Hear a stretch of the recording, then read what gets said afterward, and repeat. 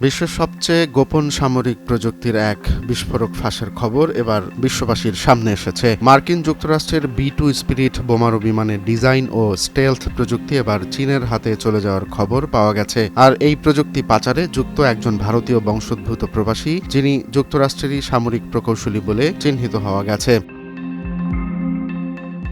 অভিযুক্তের নাম নসির গোয়াদিয়া।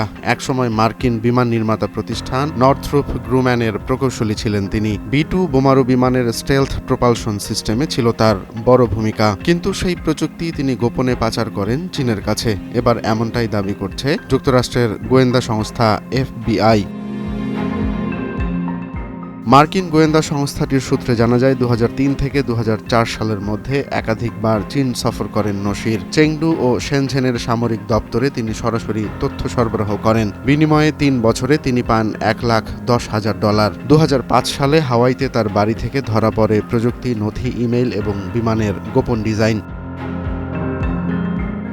এর পরপরই চীন তৈরি করে H-20 নামের একটি স্টেলথ বোমারু বিমান। সাম্প্রতিক স্যাটেলাইট চিত্রে দেখা গেছে সেই বিমানের চেহারায় রয়েছে B-2 এর হুবহু মিল। মার্কিন প্রতিরক্ষা দফতরের দাবি, নসিরের হাত ধরে চীনের গবেষকরা এখন তৈরি করছেন একটি পরমাণু বোমা বহনে সক্ষম যুদ্ধবিমান।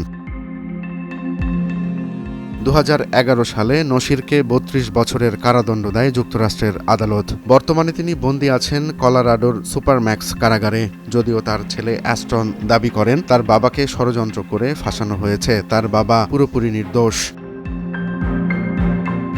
চীনের বিরুদ্ধে এর আগেও প্রযুক্তি চুরির অভিযোগ এসেছে অনেকবার। অভিযোগ করা হয়েছে যুক্তরাষ্ট্রের F-35 ডিজাইনের কপি করেই নাকি J-35 যুদ্ধবিমান তৈরি করেছে চীন। তবে বিশেষজ্ঞরা বলছেন, কপি করে তৈরি বিমান আর বাস্তব যুদ্ধে সাফল্য, এই দুটো মোটেই এক বিষয় নয়।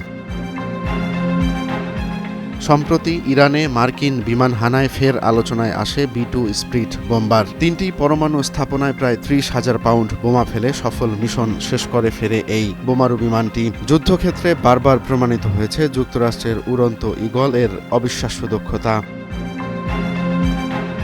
প্রযুক্তি নকল করে চীন হয়তো স্টেলথ বোমারু বিমান বানাতে পারবে, কিন্তু আকাশে তা কতটা কার্যকর হবে তা নিয়ে অবশ্য সংশয় প্রকাশ করেছে মার্কিন বিশেষজ্ঞরা। কারণ যুদ্ধক্ষেত্রে চীনের সামরিক বাহিনীর বাস্তব অভিজ্ঞতা এখনও যুক্তরাষ্ট্রের তুলনায় অনেকটাই সীমিত। রোমান্স তালুকদার, নয়া দিগন্ত।